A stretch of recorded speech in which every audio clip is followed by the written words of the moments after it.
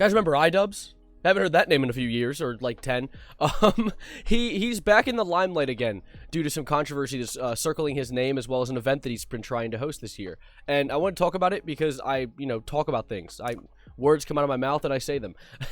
So essentially, iDubbbz was starting an event called Creator Clash 2. It's a big amalgamation of boxers that were all content creators that he brought together to fight. And this is the second one he's done. There was a Creator Clash 1 that actually was successful and didn't lose him $250,000. Yeah, $250,000, by the way. $250,000 in the red. That's probably the worst thing to ever hear coming out of something like a passion project like that. But the reason it happened is most likely attributed to a few different factors. One of the big factors is the fact that he, first of all, he's moving away from the edgy community. You know iDubbbz as what he used to be. He associated with people like Filthy Frank, Anything for Views, House of Basic. That was like the little early YouTube gang. They were a fun little gang. And for the time period, it worked on YouTube. But he recognizes that, like, edgy, slur-slinging, hateful content is kind of becoming less of an interest in the general public. And so he's trying to move away from it. I see a lot of content creators like Keemstar and like Leafy and people like that all over Twitter kind of like grilling him all the time nonstop for essentially just being like virtue signaling and trying to escape from edgy stuff. But I can see why he doesn't want to be in it. He actually went on Anthony Padilla's podcast a little while ago and talked about how he went to like a fan meetup and he saw how all the greasy weird fans that were all like weird Redditor type, and I remember he said a trans girl came up to him and said, I know you might not like trans people, but would you like to sign this? And he was like, why would you ever think that? And he recognizes that like the community he associates himself with is a community of hate. It's a community of people who don't exactly spread the best message for their communities and the people who watch them. And I assume that kind of was like an Ebenezer Scrooge Three Ghosts Coming at Night type moment where he decided to turn himself around. And so ever since then, he's been trying to push that.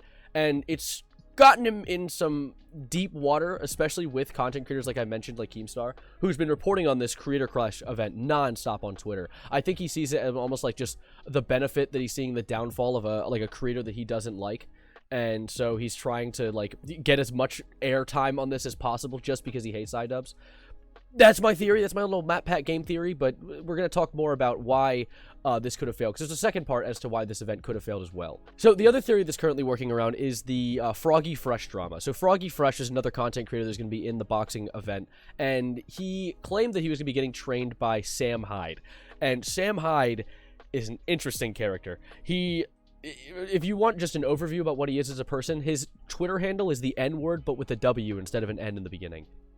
Like, I get, like, you could argue, like, oh, it's not harmful, he's not saying the N-word, but you can get he's insinuating edgy content, and he's done shit like this before. But his fan base has pushed him into kind of being the limelight of, like, saying he's the one that's done different terrible shootings across the country. He was the ghost of whatever in Ukraine, but it wasn't actually. It's just the fans were all saying he was, and he got into news articles and shit. It's crazy the things that he's managed to get into, especially when he doesn't exactly have a solid platform. Like, he just kind of exists in different places depending on where he gets banned next.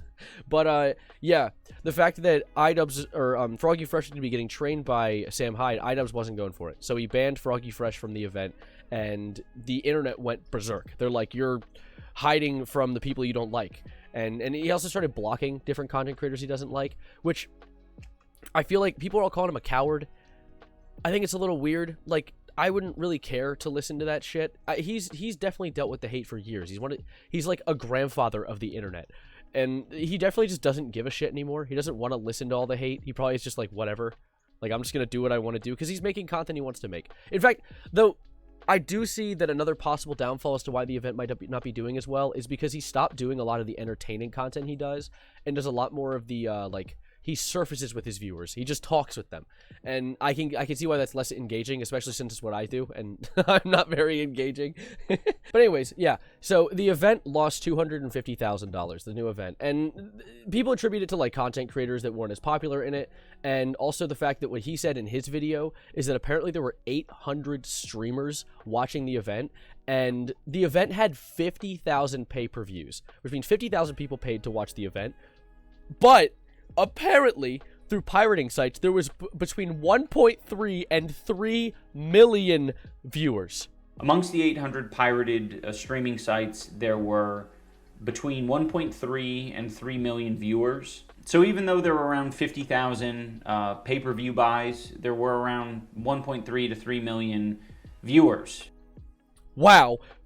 Oh my god. That is so many viewers that aren't paying for it. And, like, imagine the amount of money he would have been able to give to a charity if they paid. I can get why they didn't. Some people might find it more convenient to just click on a pirating site instead of putting in their credit card information and paying for a fight. As well as the fact that I bet a lot of people are still have malice from the Froggy Fresh stuff and iDubbbz not being edgy, so they wanted to watch the event but still be able to be a hater full time. Something important to consider as well is why they lost so much money is because they actually paid all the fighters. He talks about it in his video that he posts about this. I'll play a little clip from it right now. Bringing in more fighters would just lead to more pay-per-view buys, but I think it just ended up costing us more, you know, because each fighter gets a $20,000 stipend.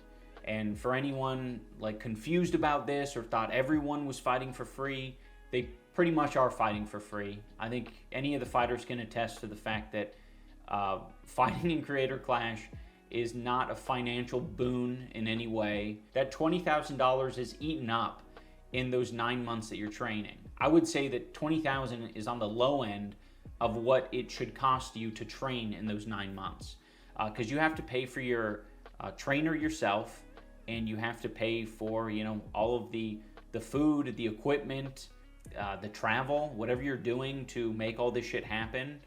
You know, aside from putting your streaming career or your YouTube career or TikTok on hold while you're training, you know, it's not a huge reward. And to that I see he makes a really good point. Like, I saw one of the main things people were complaining about is, like, it's a charity event, why aren't they fighting for free?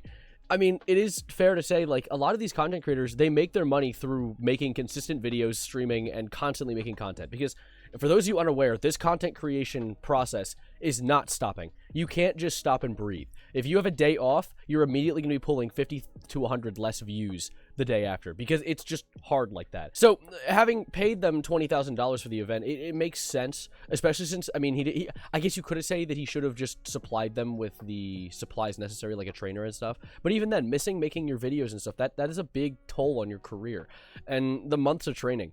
It does suck though, because it does end up causing a lot of the event to have a lot more money needed for it, and that's a lot more money out of his pocket and a lot more money that could gone to a charity, not going to a charity. But he's been trying to make up for it lately. He went live on Twitch, and he's been live on Twitch for 24 hours straight, and he's currently still live as of me recording this. Let me show you, actually. He's currently still live, just trying to gain the money back. You can see on the side of the screen, he's been trying to, like, get to certain events. He's made it to $130,000 so far. Like, he just made 10 more bucks. And so he shaved his mustache off. He looks like he did back in 2016. And he apparently will go bald at $250,000, which is the amount of money that he had lost overall from the event. Oh my god, his toes are on the screen as of me. That was okay. I'm happy he's trying to gain the money back. There is a lot of hate online currently facing iDubbbz. If you go on Twitter, it's an absolute cesspool because a lot of people want him to go back to how he was, just saying slurs and being edgy. I feel like him trying to grow is probably better. I mean, look at Joji, Filthy Frank becoming Joji. He's not the same person he used to be, and his fan base allowed it to happen. And I think the fact that iDubbbz's fan base is kind of fighting this change kind of sucks. There are definitely a lot of people supporting it, and that's really awesome, but there's definitely a lot of people who don't. I already know this video is going to have some goofy hate comments. You can go down there and check right now, but there's probably going to be some people who might be supportive too. If you're supportive, send some love down there, because we need someone to drown out the bad ones.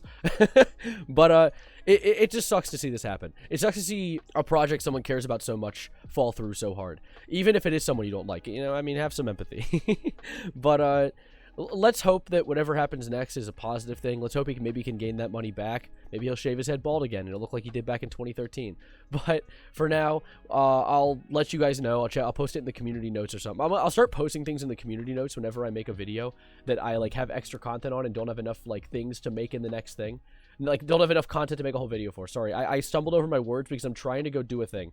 You know how there is a thing for YouTube called members and you can get monetized? Well, I have members, and I've never actually thanked them in a video. And I want to do that right now because, oh my goodness, I have 6 members, 6 paid members. Sai, Pimbernini, Comluke, JJ5, Barfbag, and Cheyenne. Thank you so much for becoming members. I'm going to start thanking members at the end of every video. I'm going to do more of a better constructed way of doing it. But as of right now, thank you guys who have become members. If there are any of you who want to also become a member, it'd be kind of cool of you. It's not required. My videos are completely free to watch, and there's nothing extra. I might consider making, like, occasional member videos or something, but that might be hard considering I do daily videos anyway. But I'm holding you guys up with an hour-long outro, so have a wonderful night, have a wonderful day. Let me know your thoughts on the situation, the iDubbbz stuff. You like it? You happy to see him change for the better? You don't like him changing for the better? You freak. And I will see you guys in the next video, which will be whatever. I think I was going to post a Minecraft video today, but I pushed it back because I actually had some news to report on. So anyways, have a great night. Have a great day. As always, adios, arrivederci, goodbye, good night. Try to improve yourself sometimes.